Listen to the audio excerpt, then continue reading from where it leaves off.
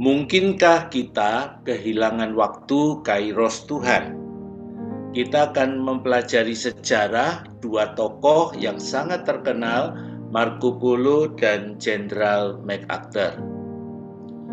Inilah profil dari kedua tokoh besar dunia tersebut. Ya. Mungkinkah kita kehilangan waktu kairos Tuhan? Suatu hari, ada dua orang pengurus gereja besar bertamu di kantor kami di NAT. Kami terlibat dalam pembicaraan hangat tentang dunia penginjilan. Satu dari mereka berbicara dengan penuh semangat. Pak Heru, percaya tidak kalau pada akhir zaman nanti akan ada tuaian jiwa besar-besaran, panen raya jiwa-jiwa. Temannya menyambung, karena itu Pak, kita harus kumpulkan semua kekuatan untuk membangun lumbung-lumbung. Yang dimaksud lumbung-lumbung itu adalah gedung gereja sebanyak mungkin di berbagai tempat sebagai persiapan untuk menampung tuaian jiwa-jiwa tersebut. Saya menjawab, apa gak salah Pak? Menurut saya yang harus dipersiapkan adalah penuainya, bukan lumbungnya. Karena firman Tuhan bilang penuainya sedikit. Kalau panen raya jiwa terjadi, menurut saya lumbung sebanyak apapun tetap tidak akan muat, Pak. Bukankah firman Tuhan berkata, kekayaan bangsa-bangsa akan mengalir padamu?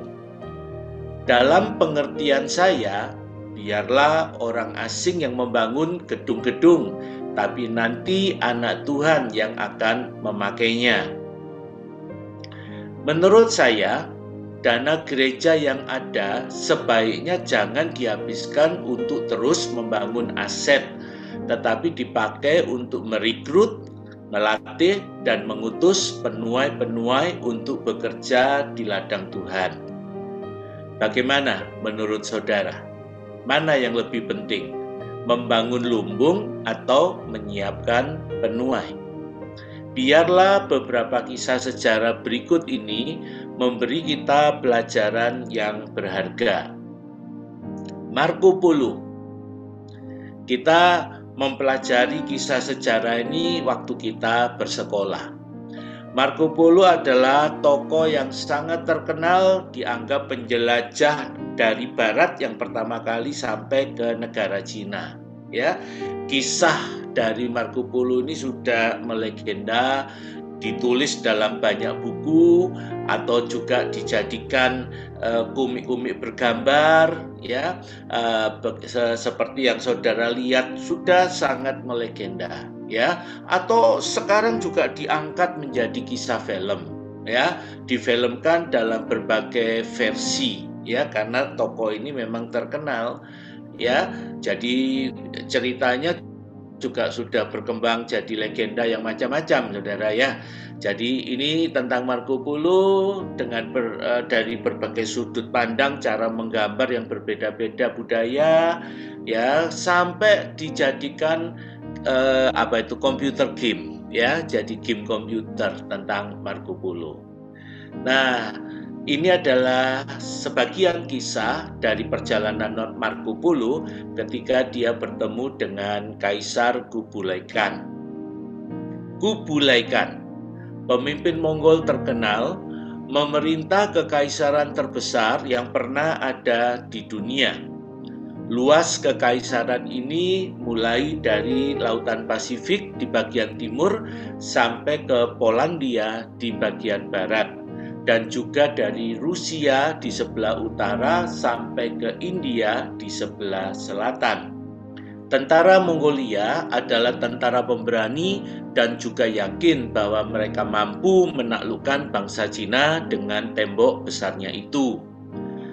Dalam tahun 1266 Masehi, Marco Polo, penjelajah dan petualang terbesar waktu itu, bertemu dengan Kublai Khan di ibu kota Mongol. Kekerasan hati dari pemimpin pemimpin tentara Mongol itu dijamah oleh pemberitaan tentang kematian Kristus bagi dosa seisi dunia. Kublai Khan mengutus kembali Marco Polo ke Eropa untuk meminta kepada segenap pimpinan gereja dan badan misi yang ada pada saat itu, berikan saya 100 orang yang ahli dalam agamamu untuk mengajarkan kekristenan kepada kami. Maka aku akan memberi diriku dibaptis dan kemudian aku akan perintahkan semua pejabat dan semua orang yang berkedudukan penting dalam kerajaanku untuk dibaptis. Lalu juga semua rakyatku, sehingga akan terdapat lebih banyak orang Kristen di tempat ini daripada di daerahmu. Tuhan telah menyediakan satu masa kairos yang paling mengagumkan atas kekaisaran terbesar yang dunia pernah tahu, dan kemudian memberikan kesempatan menuai kepada gereja Tuhan. Tetapi bagaimana kesiapan gereja Tuhan yang seharusnya bisa melakukan salah satu penuaian jiwa terbesar dalam sejarah ini? Ternyata gereja Tuhan kehilangan kesempatan yang menakjubkan ini karena gereja Tuhan tidak siap. Sesudah beberapa tahun lamanya, sejak tantangan ini diberikan, ternyata hanya ada 2 misionaris yang bersedia menderita demi pemberitaan Injil bagi kerajaan Mongolia. Sementara lainnya malah berbalik ke belakang, mengevaluasi ulang perjanjian mereka dengan Tuhan sebelum mereka bersedia pergi menjangkau Mongolia. Akhirnya mereka tertinggal di belakang sejarah, gagal menerima warisan ilahi ini dan kehilangan momentum ilahi terbesar dalam sejarah gereja. Bagaimana Kublai Khan menanggapi respon diam dari gereja Tuhan di dunia barat tersebut? Ia berbalik kepada kepercayaan lama, menjadi pemeluk Buddha dari Tibet. Kublai mengundang imam-imam Buddha datang untuk menyebarkan agama Buddha di kerajaannya, dan akhirnya lebih dari setengah jumlah rakyatnya menjadi biarawan Buddha. Sampai saat ini, Mongolia termasuk dalam kategori daerah yang belum terjangkau oleh Injil. Sekali lagi, Yesus menangisi hal ini. Sekarang kita akan melihat kisah dari Jenderal Douglas MacArthur. Ya, inilah MacArthur. Ya, ada banyak buku yang dibuat menceritakan kepahlawanannya, ya, bagaimana tindak tanduk, kebijakan, strateginya di dalam Perang Dunia Kedua, ya, sampai akhirnya dia menginjakkan kakinya di Jepang. Oke. Pada tanggal 14 Agustus 1945, Perang Dunia Kedua yang telah berlangsung selama 6 tahun sejak tahun 1939 berakhir dengan kemenangan tentara Sekutu. Sebagai akibat dijatuhkannya bom atom pada tanggal 6 Agustus 1945 di Hiroshima dan tanggal 9 Agustus 1945 di Nagasaki, maka Jepang yang semula berhasil meraih kemenangan di banyak medan peperangan, akhirnya takluk menyerah pada tentara Sekutu. Nah, inilah dokumentasi jatuhnya bom atom tanggal 6 Agustus 45 di Hiroshima dan 9 Agustus 45 di Nagasaki. Ini adalah gambar-gambar dokumenter sejarah pada saat Jenderal MacArthur menginjakkan kakinya di Jepang, ya, dan menerima penyerahan kekuasaan dari Kaisar Jepang, ya. Nah, ini foto-foto sejarah, ya. pada waktu Jepang menyerah dan Perang Dunia Kedua berakhir. Ya, pasukan yang ada di kapal induk bersukaria menyambut kemenangan itu, ya. Nah, ini gambar-gambar sejarah, ya, dokumentasi sejarah. Dan ini menggambarkan bagaimana tentara Jepang yang waktu itu begitu kecewa negaranya kalah perang, ya. Kekalahan ini sangat mengecewakan rakyat Jepang yang percaya bahwa kaisarnya adalah keturunan Dewa Matahari yang sangat berkuasa dan tak terkalahkan. Inilah momen yang sangat krusial di mana bangsa Jepang berada di persimpangan jalan. Mereka tidak lagi percaya dan siap meninggalkan agama Shintoisme karena Dewa Matahari yang mereka sembah melalui wujud Kaisar Jepang ternyata tak terkalahkan. Pastilah dewa yang disembah oleh tentara sekutu lebih hebat dari dewa mereka. Oleh karena itu, mereka ingin mengenalnya dan menyembahnya juga. Pada tanggal 3 September 1945, Jenderal Douglas MacArthur sampai di Tokyo. Sewaktu turun dari kapal perang USR Missouri untuk menerima penyerahan kekuasaan dari Kekaisaran Jepang, masyarakat telah berjubel penuh sesak di sepanjang jalan yang akan dilalui Jenderal MacArthur. Mereka ingin melihat sang pemenang tersebut. Ketika Jenderal Douglas MacArthur mulai melangkah di jalanan, tiba-tiba ia sangat terkejut melihat masyarakat Jepang menekukkan lututnya dan sujud menyembah kepadanya bersama tentara sekutu rombongannya. Melihat kenyataan itu, dengan penuh semangat, Jenderal MacArthur sebagai orang Kristen segera menulis surat kilat. Kirimkan utusan-utusan Injil para misionaris sebanyak-banyaknya. Inilah waktunya yang Tuhan sediakan untuk memenangkan masyarakat Jepang menjadi murid-murid Kristus, karena mereka sedang dikecewakan oleh dewanya dan ingin mencari Tuhan sesungguhnya yang lebih berkuasa dan yang tak terkalahkan. Ia mengirimkan suratnya kepada berbagai lembaga misi, badan-badan gereja yang ada di Eropa dan Amerika.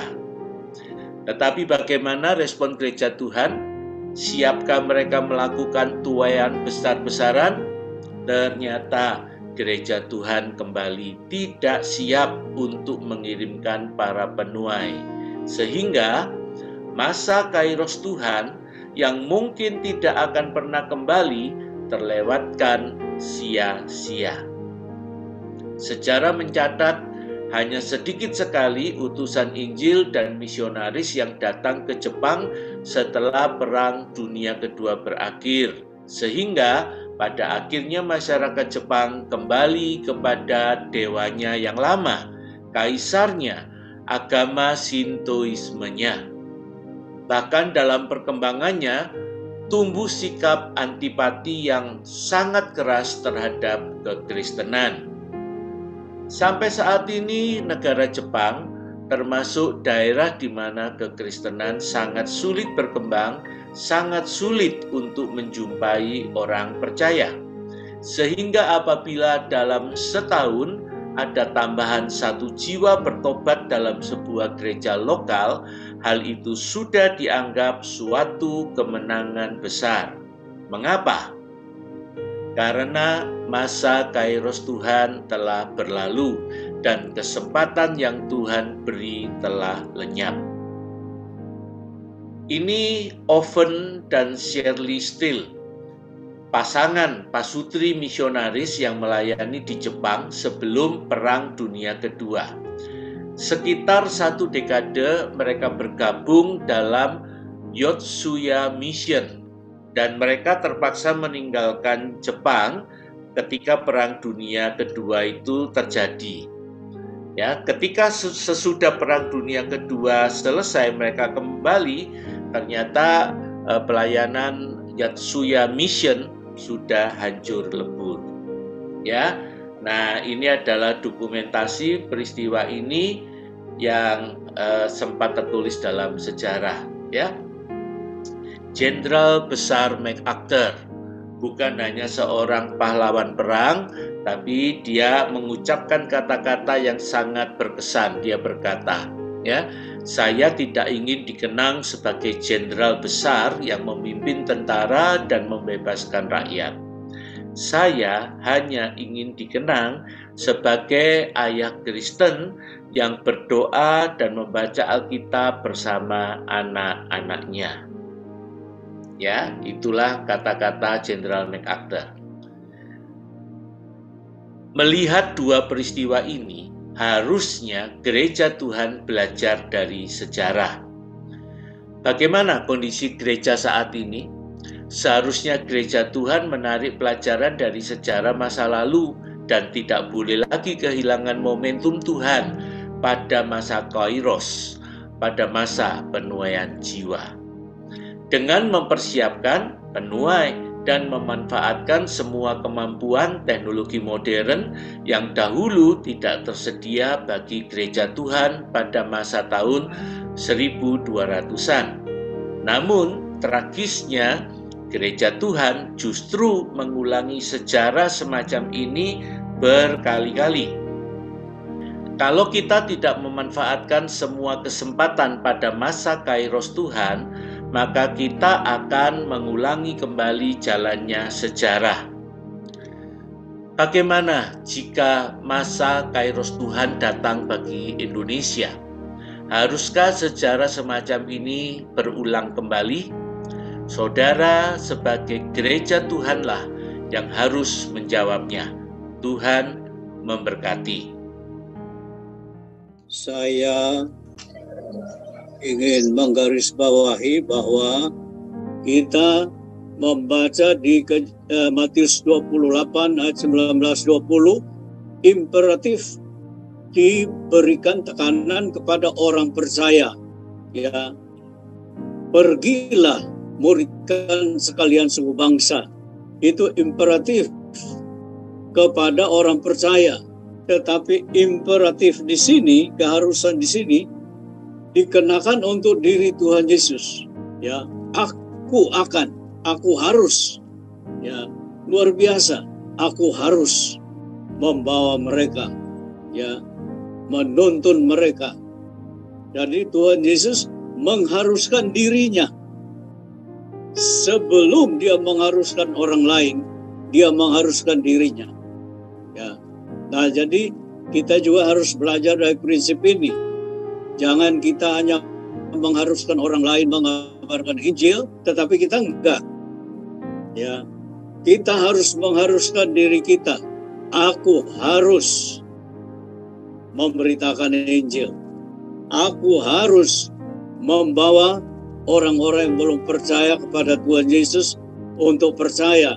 Yang belum dengar supaya mendengar. Harus. Nah, jadi di dalam strategi pelayanan Tuhan Yesus dan juga seperti yang kita belajar di dalam Alkitab,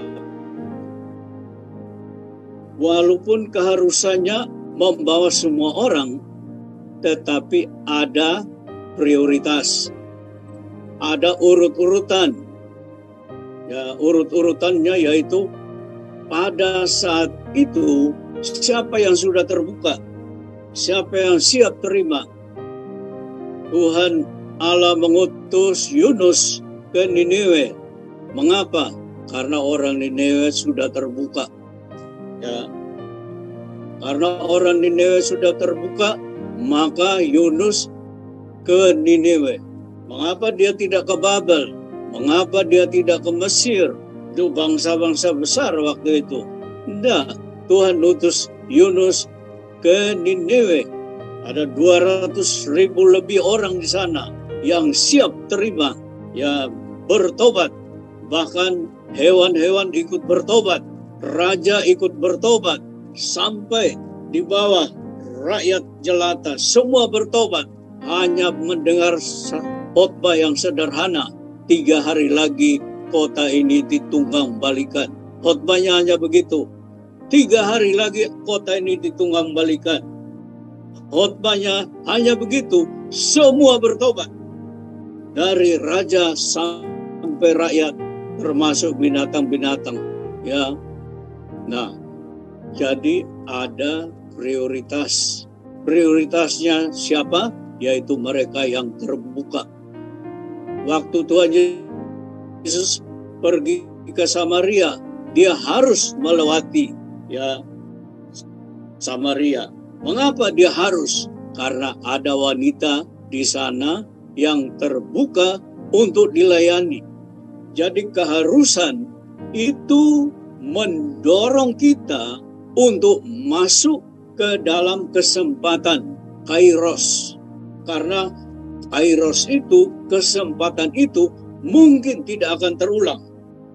Nah, saudara ingat, tahun 60-an di Indonesia, orang Jawa terbuka kepada Injil. Saya masih ingat, saya ikut menginjili orang Jawa dari desa ke desa. Ya, ada yang dengan mobil, buang traktat, menyanyi di kolam-kolam renang. Orang-orang berkumpul di kolam berenang, kami datang menyanyi penginjilan, ya, bagi traktat. Waktu itu orang Jawa terbuka, 60-an, 70-an, orang Jawa terbuka. Sayangnya, tidak semuanya dilayani dengan baik. Akhirnya apa? Jemaat Islamiyah panen, HTI panen, FPI panen, berhasil mengislamkan orang Jawa. Nah, mereka berhasil mengislamkan orang Jawa karena waktu orang Jawa terbuka, gereja-gereja tidak siap. Ya, hanya segelintir hamba Tuhan yang melayani, tidak semua yang melayani. Ya, akhirnya kita kehilangan kesempatan. Kairosnya lewat. Kemudian datang orang Batak bertobat. Ya, orang Batak bertobat tahun 80-an, tapi tahun 60-an orang Timur sudah duluan, ya. Cuma karena seorang Timur nggak enak omong orang Timur duluan. Orang Timur tahun 60-an, ya. Orang Jawa, orang Batak, lalu orang Chinese, keturunan Chinese. Ya, sekarang ini bukan lagi suku, tapi agama. Orang-orang Muslim terima Tuhan Yesus luar biasa. Mengapa? Karena ayat ini mengatakan, domba-domba itu harus kutuntun juga, dan mereka akan mendengarkan suaraku. Mereka mendengarkan suara Tuhan. Luar biasa. Ya, orang Muslim sekarang ini dengar suara Tuhan melalui penglihatan, melalui mimpi, melalui Alkitab, bahkan melalui Al-Quran yang isinya menulis mengenai Tuhan Yesus, Nabi Isa. Ya, mereka mendengarkan suaraku. Mereka sangat mengerti sekarang isi Alkitab. Mereka mengerti Al-Quran, berbeda daripada yang dulu mereka mengerti. Mereka mengerti Al-Quran secara baru. Ya, mereka mengerti Alkitab secara luar biasa. Karena apa? Ini janjinya di sini. Mereka akan mendengarkan suaraku. Ya. Nah, jadi Tuhan Yesus harus menuntun mereka. Mereka mendengarkan suara Tuhan. Jadi saudara, jangan sampai kita kehilangan kesempatan. Ya, jangan sampai kita kehilangan kairos. Karena ini mungkin tidak kembali. Ya. Atau dia kembali pun lama baru kembali. 100 tahun lagi baru kembali. Ya. Nah, oleh karena itu maka kita harus bersama Tuhan Yesus masuk ke dalam keharusan imperatif membawa domba lain yang di luar kandang ke dalam kandang. Kita berpartisipasi dalam ayat ini. Pemeran utamanya adalah Tuhan Yesus. Ya, bicara misi, kita harus ingat pemeran utamanya Tuhan Yesus, bukan manusia, bukan misionaris, bukan pendeta, bukan penginjil, bukan hamba Tuhan, tapi Tuhan Yesus. Kita harus berpartisipasi dengan Tuhan Yesus. Ya, Tuhan Yesus di depan, kita ikut. Ya, karena suaranya Dia yang mereka dengar, bukan suara kita. Ya, jadi kita harus ikut dalam membawa domba lain ke dalam kandang. Ya, kita harus mengharuskan diri kita untuk itu, ya, supaya jangan sampai terlambat. Ya. Nah, jadi Bapak Ibu sekalian, mari kita melihat ayat ini, membaca ayat ini, memahami ayat ini dengan sebaik-baiknya, supaya dalam kita melaksanakan tugas misi kita yang sekarang sedang terjadi. Orang-orang Muslim, saudara-saudara kita dari agama Islam begitu luar biasa bertobat sekarang ini. Dari Afrika Utara, Timur Tengah, Indonesia, mana-mana Tuhan menampakkan diri kepada mereka. Karena ini Kairos. Ya, Tuhan sedang bekerja. Tuhan sedang menuntun mereka. Mereka dituntun luar biasa. Kalau kita dengar kesaksian di YouTube, mereka dituntun. Ya. Nah, oleh karena itu maka kita semua, mari kita bekerja sama menggunakan kesempatan, momentum, Kairos, supaya jangan terlambat, jangan nanti sudah tertutup baru kita menyesal. Tapi inilah waktunya kita masuk, kita menggunakan momentum ini, karena mereka sekarang ini sangat mudah bertobat. Gampang sekali mereka bertobat. Mengapa? Karena Tuhan Yesus. Ya, karena Tuhan Yesus bicara kepada mereka, dan Tuhan Yesus berjanji, mereka dengar suara saya. Ya, itu ajaib luar biasa. Kita berada dalam satu momentum, satu Kairos yang luar biasa. Ya, jadi saudara sekalian, jangan ragu-ragu bicara kepada orang Muslim, karena mereka akan dengar suara Tuhan. Tapi yang kita bicarakan yaitu suara Tuhan Yesus, firman Tuhan Yesus, Alkitab. Mereka sekarang luar biasa kalau dengar di YouTube, mereka memahami Alkitab. Yang paling menarik kepada mereka yaitu suara Tuhan Yesus, mengenai kasih, mengenai pengampunan. Ya, itu sangat memukau mereka dan membawa mereka percaya kepada Tuhan Yesus. Karena apa? Karena itu memang janji Tuhan. Tuhan yang berbicara kepada mereka.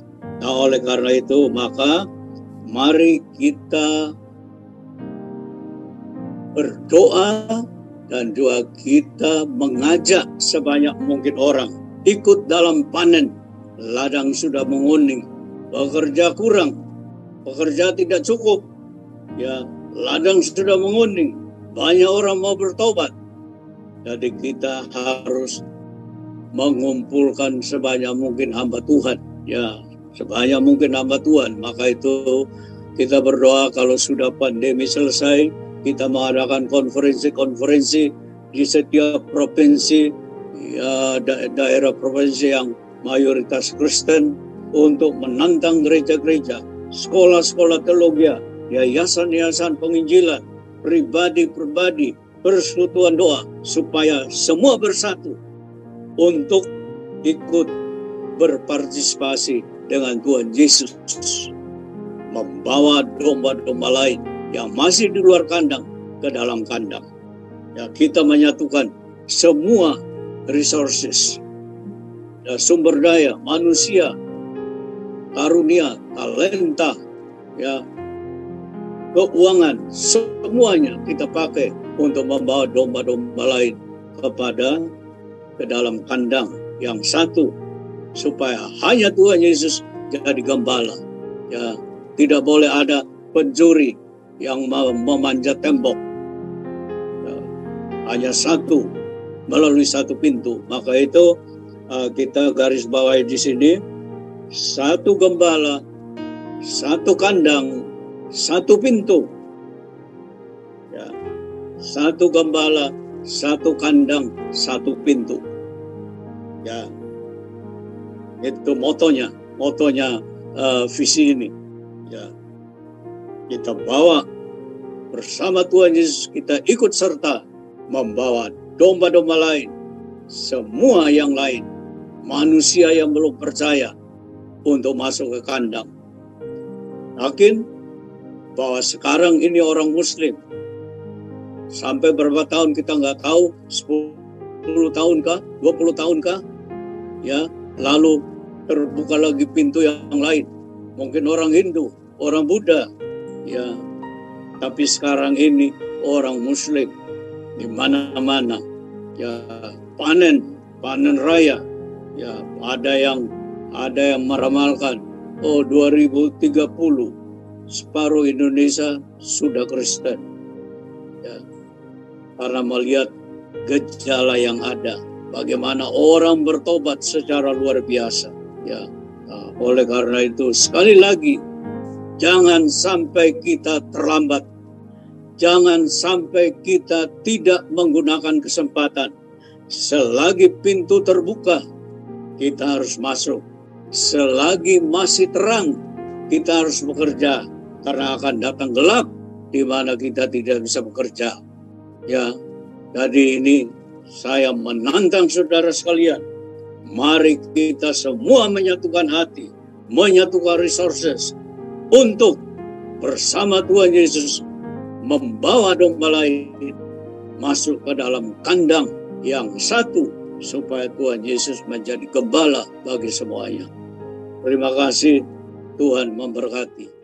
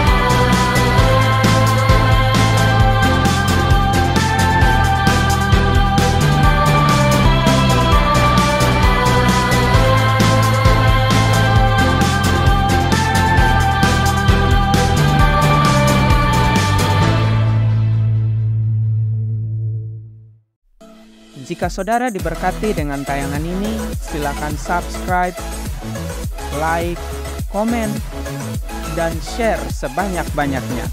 Terima kasih.